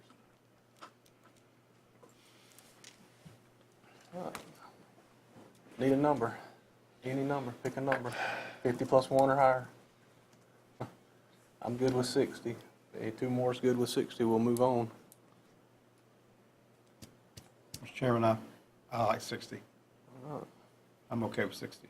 I'll go with 60. I'll go with 60. Is that a motion and a second? I'll make a motion. 60. Second. And I have the motion stated as approving the process. That's item number 20 with the amendment to item 1 and 2 under step 4 at 60%. Somebody so Okay. moved to that? So moved. So moved. Second. Thank you for being specific. I got a motion to approve by Commissioner Sessions, second by Commissioner Richardson. Any further discussion? I couldn't hear you. Yeah, we got one. We got one. I don't have an extra. Any further discussion? The only discussion that I have is that I'm for the program, but the 50+1. I'm very much for the program. But. So you it's wanted a it 50 plus 1, or you wanted it higher than that? my preference is the 50+. Okay, I got you. All right. I think you just lost. You did too. Very much so. I got a motion to approve by Commissioner Sessions, second by Commissioner Richardson. All in favor, say aye. Aye. All opposed, same sign. All right. Staying in opposition to the percentage, not the program. All right.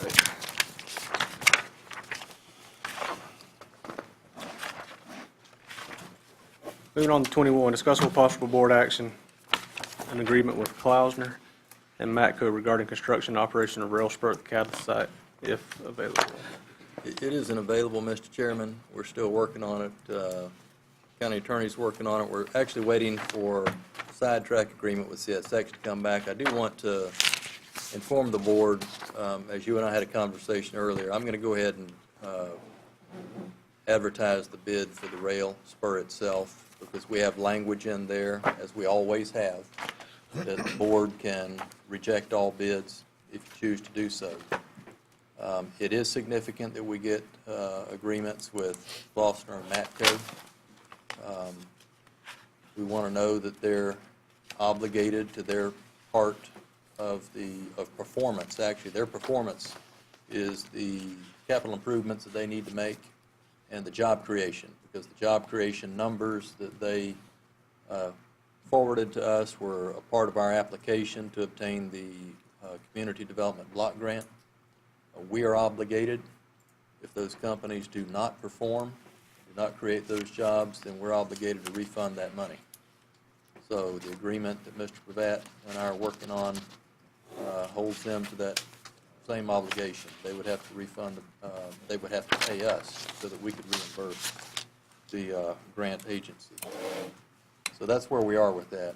We're just waiting on the CSX agreement to come back, so some of that could be tied back into this agreement. But I'm going to go ahead and bid the rail spur. Mr. Chairman? Yes, sir. I'm looking over at Mr. Harris right now, and I noticed that after having the discussions that we've had with CSX and the frustration that I had, that his hair is just a little thinner than what it was 2 weeks ago. A lot. It's been a difficult process dealing with CSX, and we actually have a meeting, a conference call with them to hopefully finish it up on Thursday afternoon, and then we can take that information and plug it into the Klausner and the Matco agreements, which they're basically in agreement with. So hopefully, everything will be knocked out for you even as we go to bid. Well, good deal. I'm glad that we're finally going out to bid. I'm ready to get this thing built and over with and done. Anything, y'all got any questions? All right, moving on, have any additional agenda items? Public concerns and comments. Anyone wishing to speak this time, if they would, step to the podium, state your name, address for the record. Going once, going twice. Moving on to 24, administrator's comments, concerns, and information. Got anything, Mr. Harris? I've got about 2 hours worth, but I'm Oh, going to no. pass tonight. I'll try to get with y'all individually later. Okay. All right. Moving on, 25, board members' requests and comments. We'll start down here with Mr. Richardson. Just Ranchettes Town Hall meeting Thursday, the 22nd, 6 p.m. Invite everyone to come out and take part in the process, including staff. Mr. Fleming? I don't have a comment. I just made I spoke with Mr. Harris concerning an issue. I think it's a safety issue, and DOT probably have to deal with it, but from the county side, I wish that we would, Mr. Harris and I and Commissioner Session would take a look at County Road 136 when it rains. Basically, it is on District 2 side. You come around the corner, that curve, and I told them where it was at. I was on my way the other night, and I think everybody that lived out on 136 faced this issue. When it rains, it brings the water, dirt, and rocks on that curve. And my truck is pretty heavy, and it shifted it at 45, 50 miles per hour, that rain. And I don't want Mr. Summers to be going out to an accident in that area. It would be bad if I didn't bring that out. I think Commissioner Sessions, he see that. I deal with it, yeah. He deal with the same issue, and I think Mr. Hancock, them, y'all live in that area, on that curve is. He was working on his driveway as we came in. Yeah, it washes that sand, and Mr. Harris came up with Washes the driveway out. something that was good. The county paid a portion of that, but that would be something that's later. But I just wanted to point that out. It is a problem, a major problem, when it's raining, a major problem. Yeah. That's all I have. All right. Mr. Hill? I don't have anything. Had a couple things. Tomorrow, the actual bid for 29th Roads project is supposed to come to the county so we can get this thing moving and get that part done. Thanks to a lot of people. But we're going to get this thing done finally. The other thing is, all the board members, y'all have one of these. I've got quite a few questions in the last couple of days about things you can put in the dump sites, the landfill and everything else. So I asked Miss Debbie to bring copies for everybody to have so you can keep it, so you can answer the questions more specifically when you get asked. I had a mini town hall meeting last night. Wasn't planning on one, but I got a call. I went over and visited with about 7 people in Welborn, and this was one of the issues, but not all the issues. So there's a lot going on in the last couple of weeks, but the rain is causing most of the problems. That's all I got. All right. Well, Mr. Fleming, you brought up 136, so I want to mention Perimeter Road. I don't know if any of y'all have driven it or if you've used it, but I think it's a huge improvement It is. to Yeah. the county. I know just the time it saved me to go from my house to Walmart has been pretty good. I won't go into numbers. The sheriff's sitting back there, and if you start doing the math, it won't add up. But it's a lot About quicker. 5 minutes. It's a lot quicker. It's a lot quicker. It is a lot quicker. Unless the train stops you. But we'll work on the overpass later. The only other thing I got, is Sunday, we had the, not this, I don't know, I forgot, one of these past Sundays, had a ribbon cutting for the Dallin Park Library. It's finally open, and it was a wonderful turnout. Thank you for everybody that participated. Thank you for everybody that worked on the project and helped bring it through. We had a really good turnout, and thus far, it's being heavily used. So I just want to, Miss Betty wasn't able to be here tonight. I was expecting her to bring it up at staff reports, but so far we have a operating library branch in Dallin Park. And thank y'all for your help on it. Mr. Chairman? Yes, I'll sir. mention one thing briefly, since you mentioned Perimeter Road.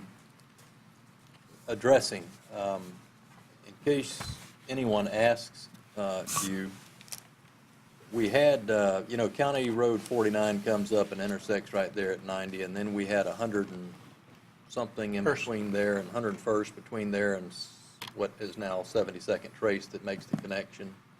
We've done away with that 101st. That is all now County Road 49 up to the city limit where 72nd Trace begins, rather than have 3 of them in there together. That required, I think, 2 address changes. We contacted those people, so if you're giving directions to anyone on how to quickly get to Walmart, that's County Road 9 to the north now as well, off of US 90 until you So get to 76. it's 49 for all the way? 49 all the way to 136? All the way to. Or all the way All the way around? to 72nd Trace. All the way to Mel the- Margot Apartments. So, yeah, to It's the, just before then. The city limits come a little Right. south of there, Okay. 100 and something. but basically Third, I the think. the portion of the road the city was responsible for. Right. Okay. All right. Well, that's all I have. If no one else has anything, I just need one thing, gentlemen. Motion adjourned. Got a motion to adjourn by Commissioner Sessions, second by Commissioner Hill. All in favor, say aye. Aye.